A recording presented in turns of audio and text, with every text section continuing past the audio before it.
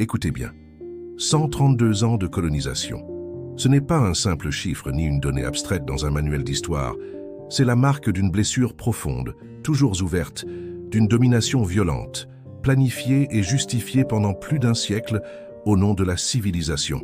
Aujourd'hui, nous allons plonger ensemble dans cette histoire, de l'invasion de 1830 à l'indépendance en 1962, pour comprendre pourquoi elle pèse encore sur la mémoire collective.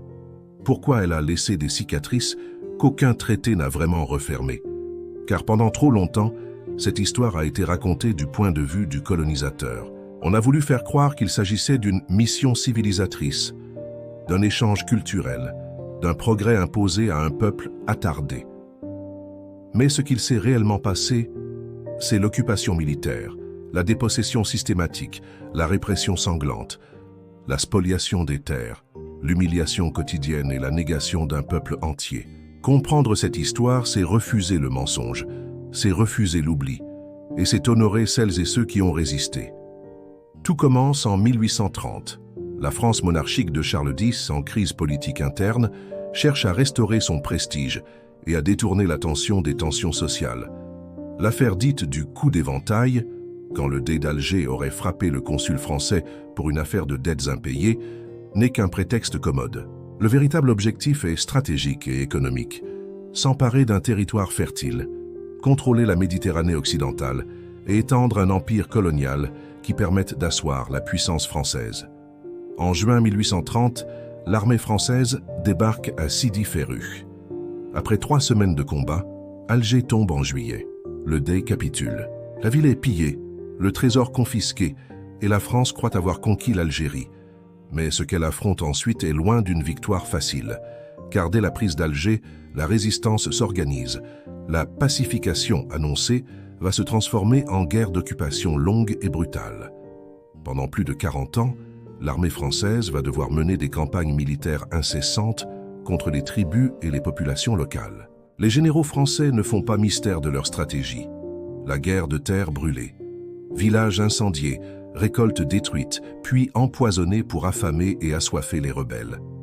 Le maréchal Bugeaud, gouverneur général de l'Algérie, théorise la razzia comme mode d'action militaire. Il déclare sans détour « Il faut ravager, brûler, piller pour soumettre ». Ces mots ne sont pas des exagérations. En 1845, le général Pélissier force 500 hommes, femmes et enfants à se réfugier dans la grotte du Dahra. Il ordonne d'y mettre le feu. Tous périssent asphyxiés ou brûlés vifs. Cet acte suscite même la réprobation de certains officiers européens, mais il est soutenu en haut lieu. Il s'agit d'un avertissement, la terreur comme outil de conquête. Et pendant qu'on massacre et qu'on brûle, on s'empare des terres. Dès les années 1840, la France proclame la propriété de millions d'hectares comme biens de l'État. Ces terres sont ensuite vendues à des colons venus de France, d'Espagne, d'Italie ou de Malte. On appelle cela la colonisation de peuplement. En 1870, on compte déjà plus de 200 000 Européens installés en Algérie. Mais il ne s'agit pas de coexistence pacifique. Les terres fertiles sont confisquées. Les Algériens repoussés vers des zones moins productives ou transformés en ouvriers agricoles sur leurs propres terres spoliées. Ce n'est pas un accident. C'est un projet planifié, soutenu par la loi, justifié par le discours raciste de l'époque. Les Algériens sont considérés comme des sujets inférieurs, incapables de gérer leurs terres, et la colonisation est présentée comme un devoir de civilisation. Mais derrière ces discours, il y a la réalité d'une violence extrême et d'une spoliation systématique. La conquête de l'Algérie ne s'achève pas en 1830. Elle se poursuit par vagues, par massacres et par résistances écrasées. Les populations se soulèvent encore et encore, refusant la domination étrangère. L'un des symboles les plus puissants de cette résistance est l'émir Abdelkader.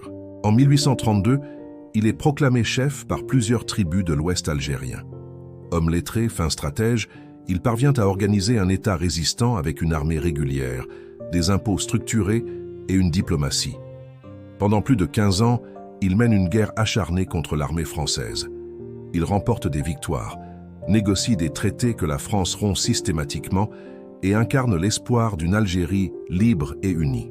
Pour le vaincre, la France mobilise des dizaines de milliers de soldats, multiplie les colonnes infernales, brûle des centaines de villages, tue du bétail, détruit les récoltes. En 1847, acculé, Abdelkader se rend pour éviter un bain de sang inutile. Il est exilé en France. Sa reddition marque la fin d'une phase de la conquête militaire, mais pas la fin de la résistance. Partout, des soulèvements éclatent, des tribus se rebellent, et la France répond par la force. La colonisation de peuplement s'accélère. En 1870, la France adopte le décret Crémieux, qui accorde la nationalité française aux Juifs d'Algérie, mais la refuse massivement aux musulmans, créant une hiérarchie légale entre les habitants. Cette même année, l'Algérie est déclarée territoire français divisé en 3 départements, administrés comme une extension de la métropole. Pour les colons, c'est une victoire. L'Algérie est intégrée politiquement à la France. Ses ressources sont exploitées, ses terres confisquées légalement. Pour les Algériens musulmans, c'est l'installation officielle d'un régime d'apartheid avant la lettre. Ils sont soumis au Code de l'indigénat, un ensemble de lois discriminatoires qui légitiment les amendes collectives, les travaux forcés, les restrictions de circulation et la répression arbitraire. Cette première phase de la colonisation française, de 1830 à 1870, n'est pas un simple affrontement militaire ponctuel. C'est la mise en place méthodique d'un système colonial basé sur la conquête violente, la terreur, la dépossession et la domination. C'est l'installation d'un système qui va durer plus d'1 siècle. Et c'est ce système qu'il faut comprendre pour saisir pourquoi l'Algérie a connu une guerre de libération d'une violence inouïe au XXe siècle. Parce qu'on ne peut pas parler de la guerre d'indépendance sans évoquer ses premières décennies de violence, de spoliation, de racisme légal et de résistance obstinée. Souvenons-nous, chaque terre confisquée, chaque village incendié, chaque famille déplacée était une étincelle de colère et de mémoire transmise de génération en génération. Ces mémoires, ces douleurs, ces résistances silencieuses ont traversé les décennies. Elles sont la racine profonde de la révolte qui explosera bien plus tard. C'est ainsi que se referme ce premier chapitre de notre récit. Un chapitre sombre, mais essentiel à raconter. Car c'est seulement en nommant la violence qu'on peut la comprendre. Et c'est seulement en la comprenant qu'on peut espérer la dépasser. Après la reddition d'Abdelkader en 1847, beaucoup en France ont cru que la conquête était enfin achevée. Pourtant, la réalité sur le terrain était bien différente. La résistance ne s'est jamais éteinte. Elle a simplement changé de forme, de visage, de stratégie. Les populations algériennes n'ont jamais accepté volontairement la domination coloniale ni la spoliation de leurs terres. Elles ont été contraintes par la force et la terreur, mais elles ont continué à résister, souvent de manière fragmentée et locale, mais toujours tenaces. Partout dans le pays, des révoltes éclatent à intervalles réguliers. Certaines sont locales et rapidement écrasées. D'autres prennent une ampleur considérable. Les tribus du sud, de la Kabylie, des Aurès, des hauts plateaux, refusent l'autorité coloniale, se soulèvent, attaquent des convois militaires, brûlent des fermes coloniales. Chaque insurrection est réprimée avec une brutalité implacable. Colonnes mobiles, incendies de villages, exécutions sommaires. La France applique une logique militaire totale. Pour pacifier, il faut terroriser. Les chefs rebelles sont pourchassés, leurs familles déportées, leurs biens confisqués. On impose de lourdes amendes collectives aux villages accusés de complicité. Et surtout, on accélère la dépossession des terres. Car derrière la répression se cache un objectif économique clair, ouvrir toujours plus de terres à la colonisation de peuplement. La spoliation des terres est systématique et organisée par la loi. Dans les années 1850 et 1860, le régime du domaine de l'État permet à l'administration coloniale de déclarer comme propriété publique tout terrain jugé mal exploité ou vacant, selon ses propres critères. Ces terres sont ensuite revendues ou concédées aux colons européens. Des familles entières d'Algériens se retrouvent ainsi expulsées de leurs terres ancestrales, condamnées à l'exil intérieur, vivant dans des conditions précaires sur des sols moins fertiles ou surpeuplés. À cette époque, la colonisation de peuplement devient un objectif politique affiché. La France veut créer en Algérie une province française, peuplée massivement d'Européens. On favorise l'installation de colons venus non seulement de France, mais aussi d'Espagne, d'Italie, de Malte.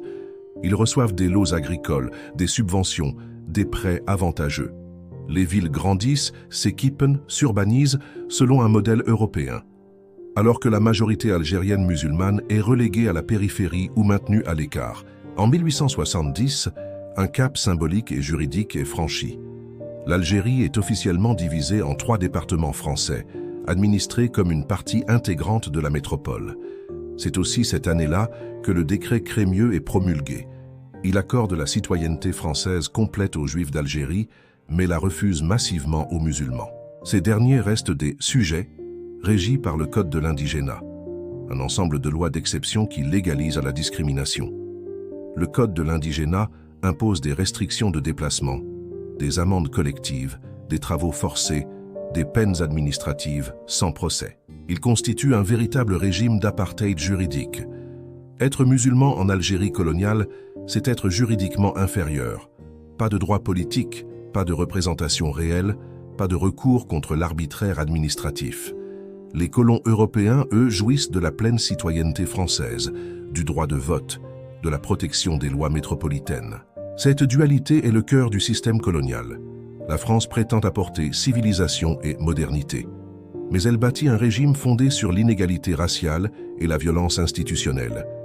La colonisation de peuplement n'est pas seulement une question de chiffres ou de statistiques. Elle transforme le paysage même de l'Algérie. Les meilleures terres agricoles changent de main. Les grandes exploitations coloniales, les vignobles, les vergers d'agrumes destinés à l'exportation, remplacent les cultures vivrières locales. Les Algériens pauvres deviennent des ouvriers agricoles sur leurs propres terres, sous-payés, sans droit. Les villes elles-mêmes témoignent de cette ségrégation. Quartiers européens avec boulevards, tramways, infrastructures modernes, écoles, hôpitaux bien équipés, quartiers indigènes, surpeuplés, mal desservis, souvent sans eau courante ni égout. Cette inégalité structurelle n'est pas un hasard. C'est la manifestation concrète d'un ordre colonial pensé, organisé, entretenu par la loi et la force. Face à cette dépossession, la résistance n'a jamais totalement disparu.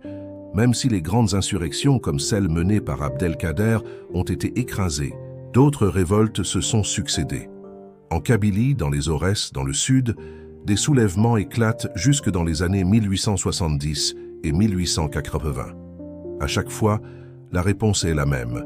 Expéditions militaires, villages brûlés, amendes collectives, confiscations supplémentaires. Mais au-delà des armes, la colonisation entend aussi imposer sa domination par l'école, la langue, la religion. Les autorités coloniales développent un enseignement public destiné à former une élite algérienne francisée, censée servir l'administration coloniale. Mais cet enseignement est réservé à une infime minorité. La majorité de la population reste analphabète, privée d'accès à l'éducation ou forcée d'abandonner sa langue et sa culture pour obtenir un maigre espoir d'ascension sociale. Cette violence symbolique, ce racisme structurel, cette dépossession économique et culturelle vont nourrir sur plusieurs générations un ressentiment profond.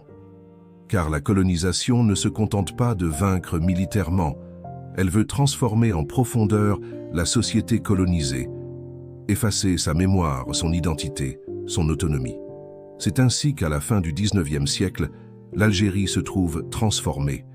Un territoire désormais organisé en départements français, peuplé de centaines de milliers de colons européens bénéficiant de tous les droits, face à des millions d'Algériens musulmans soumis au code de l'indigénat. Un pays où les terres les plus fertiles ont changé de main, où la production agricole est tournée vers l'exportation, où l'administration coloniale contrôle chaque aspect de la vie quotidienne. Mais cette domination ne crée pas seulement de la richesse pour la métropole et les colons. Elle sème aussi les graines de la révolte. Car chaque terre confisquée, chaque humiliation quotidienne, chaque injustice inscrite dans la loi alimente la mémoire collective et forge la conscience nationale algérienne. Ce lent travail de dépossession et de résistance va façonner le XXe siècle algérien. Il va donner naissance à des mouvements politiques, à des revendications de droits, à des appels à l'égalité et à la justice. Et finalement, à une revendication d'indépendance qui se transformera en guerre totale.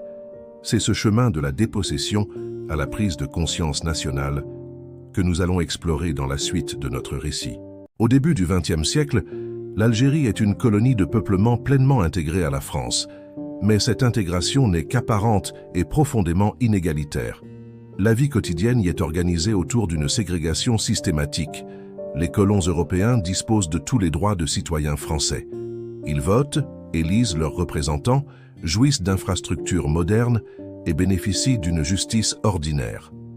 Les Algériens musulmans, eux, sont soumis au code de l'indigénat, un système juridique d'exception qui légalise la discrimination et la violence administrative.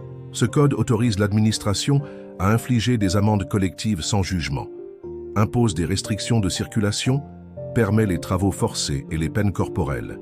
Une simple insoumission ou contestation peut valoir des jours ou des semaines de prison. Les Algériens sont exclus de la pleine citoyenneté. Ils n'ont aucun pouvoir politique réel, ne contrôlent pas leur destin et restent des sujets de second ordre sur leur propre terre. Les inégalités économiques sont tout aussi frappantes. Les meilleures terres sont entre les mains des colons, qui exploitent des domaines agricoles modernes destinés à l'exportation. Vignes, agrumes, céréales. Les Algériens sont massivement réduits au statut de petits fermiers appauvris ou d'ouvriers agricoles surexploités, souvent sans droit ni contrat stable. Les salaires sont plus bas pour les indigènes, les conditions de travail plus dures, sans aucune protection sociale équivalente. Dans les villes, la ségrégation est visible à chaque coin de rue. Les quartiers européens bénéficient d'électricité, d'eau courante, d'égouts, de transports modernes. Les quartiers indigènes sont surpeuplés, mal entretenus, souvent insalubres. Même l'éducation reflète cette hiérarchie. Les écoles françaises accueillent majoritairement les enfants de colons. Pour les Algériens, l'accès est limité, contrôlé et souvent pensé comme un outil d'assimilation plus que comme un véritable droit.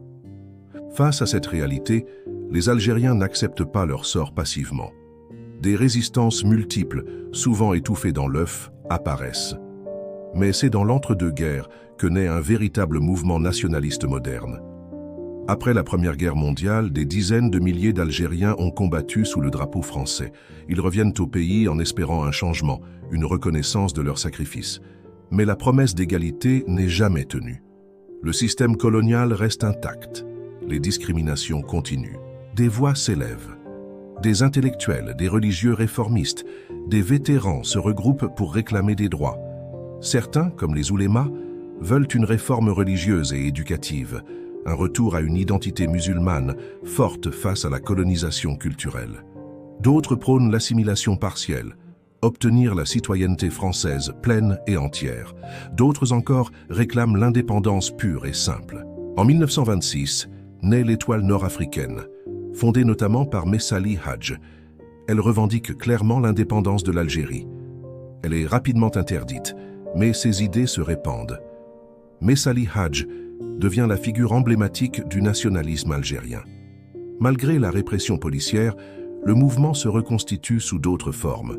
Parti du peuple algérien, PPA, puis Mouvement pour le triomphe des libertés démocratiques, MTLD. Dans ces années, la répression coloniale est constante. Les meetings sont interdits, les journaux censurés, les militants arrêtés, parfois torturés.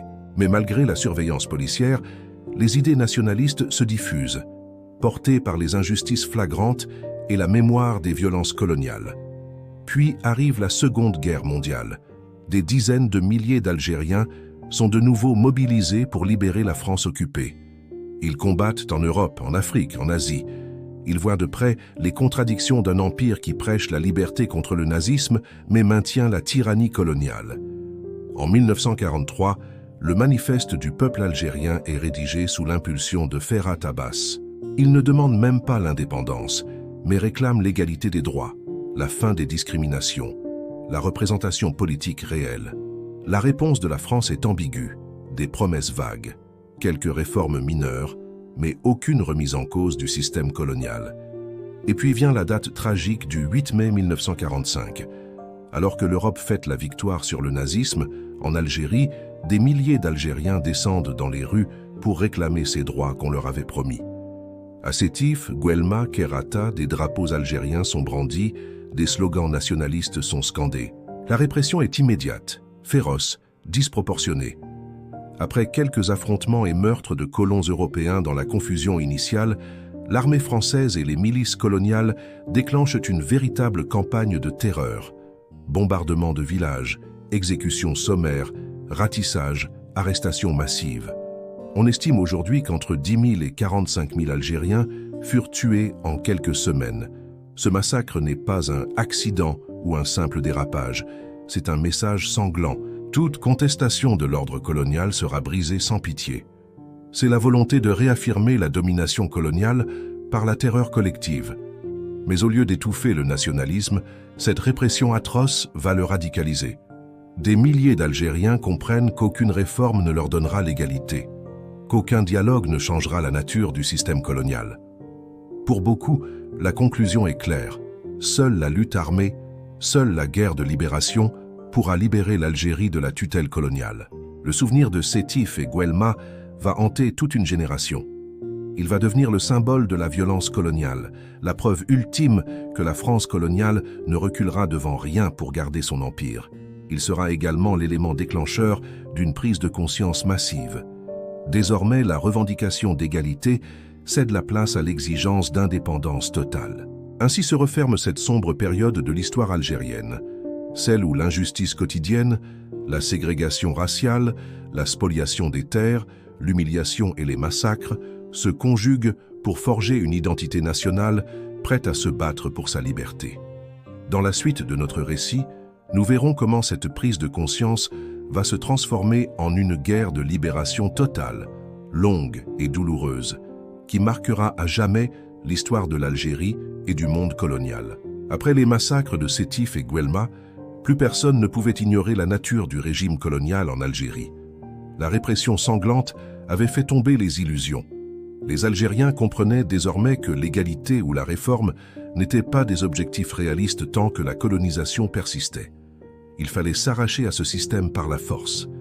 Cette certitude allait mûrir lentement, mais inexorablement, pendant près d'une décennie avant d'exploser en une guerre totale. Dans les années qui suivent 1945, les organisations nationalistes se réorganisent malgré la répression. Les militants sont pourchassés, emprisonnés, leurs partis interdits ou infiltrés par la police. Mais les idées circulent. Le Parti du peuple algérien, PPA, bien qu'interdit, se reforme dans la clandestinité, tout comme le mouvement pour le triomphe des libertés démocratiques, MTLD. Dans les villages, les villes, même dans l'émigration algérienne en France, on discute, on planifie. En parallèle, la France ne concède presque rien. Quelques réformes mineures, soigneusement calibrées pour maintenir le système en place. Une poignée de sièges consultatifs pour des élus musulmans loyaux. Un simulacre de représentation. Le code de l'indigénat est aboli sur le papier, mais la réalité de la discrimination reste intacte. Les colons, organisés en puissants lobbies, font pression pour bloquer toute véritable égalité. Cette impasse politique convainc les plus déterminés qu'il n'y a pas d'autre voie que celle des armes. En 1954, un groupe de jeunes militants nationalistes forme le Comité révolutionnaire d'unité et d'action, qui devient bientôt le Front de libération nationale, FLN. Son objectif est clair, chasser la France par la lutte armée et établir un État algérien indépendant. Dans la nuit du 31 octobre au 1er novembre 1954, une série d'attaques coordonnées est lancée contre des installations militaires, des postes de gendarmerie, des symboles de la présence coloniale. C'est le Toussaint Rouge, le début officiel de la guerre d'indépendance. La France réagit avec une extrême fermeté. Le gouvernement refuse toute négociation. L'armée est renforcée. Des dizaines, puis des centaines de milliers de soldats sont envoyés en Algérie. Le conflit devient rapidement une guerre totale, sale, où toutes les méthodes sont employées pour écraser la rébellion. Le FLN organise la lutte sur plusieurs fronts. Guérilla rurale, attentats urbains, propagande politique. Il met en place l'Armée de libération nationale, ALN, qui s'entraîne dans les maquis montagneux et dans les pays voisins comme la Tunisie et le Maroc. Les villages soupçonnés de soutenir les maquisards sont bombardés, rasés, leurs habitants regroupés de force dans des camps de regroupement. On parle de plus de 2 millions d'Algériens déplacés, arrachés à leurs terres et parqués sous surveillance militaire. La torture devient une arme systématique de l'armée française, documentée par des témoignages irréfutables. arrestations arbitraires, électrocutions, simulacres de noyades, viols. Les grandes villes comme Alger deviennent des laboratoires de la contre-insurrection. Pendant la bataille d'Alger en 1957, les paras français imposent un quadrillage total, arrêtent, torturent, font disparaître des milliers de suspects. Les civils paient le prix fort. Attentats, bombes, représailles collectives. La terreur règne des deux côtés. Mais la disproportion des moyens est claire. Face à l'armée française ultra équipée, le FLN n'a que des armes légères, la ruse et la détermination. Au plan international, la guerre fait scandale. La France est accusée de violer les droits humains. Des voix s'élèvent dans le monde entier, au sein de l'ONU, dans les pays du tiers-monde nouvellement indépendants, mais aussi en France même. Des intellectuels français, des journalistes, des militants anticolonialistes dénoncent la torture, les exécutions sommaires, la négation du droit des peuples à disposer d'eux-mêmes. Au fil des années, la guerre use la France, financièrement, militairement, moralement. La 4e République s'effondre en partie sous le poids de la crise algérienne. En 1958, De Gaulle revient au pouvoir, promettant de restaurer l'ordre, mais aussi d'ouvrir une issue. Il entame des négociations prudentes avec le FLN. La guerre devient plus sanglante encore dans ces dernières années, marquée par des attentats, des massacres, la violence extrême des deux camps. Mais la dynamique est irréversible. Les Français se lassent, l'opinion internationale condamne la poursuite du conflit, l'armée française elle-même doute. Finalement, après de longues négociations secrètes, puis officielles, les accords d'Évian sont signés en mars 1962. LS prévoit le cessez-le-feu, un référendum d'autodétermination et la reconnaissance de l'indépendance algérienne. Le 5 juillet 1962, l'Algérie proclame officiellement son indépendance. Mais à quel prix? Des centaines de milliers de morts, des millions de déplacés, des traumatismes profonds, des familles brisées, des villages détruits, des mémoires blessées à jamais. La violence extrême de la guerre d'indépendance n'est pas née de rien.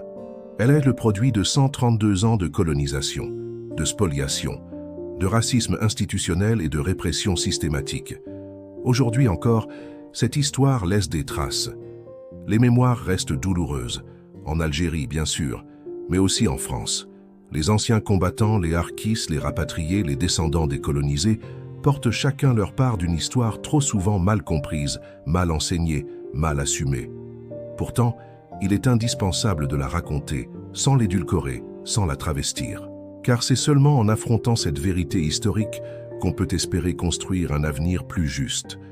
Si cette histoire vous a touché, si elle vous a fait réfléchir, je vous invite à aller plus loin, à en parler autour de vous, à partager cette vidéo, à commenter pour dire ce que vous en pensez. Abonnez-vous pour continuer à explorer ensemble ces pages souvent méconnues ou déformées de notre passé commun, parce que la mémoire est un acte de résistance et que comprendre l'histoire est le premier pas vers la justice.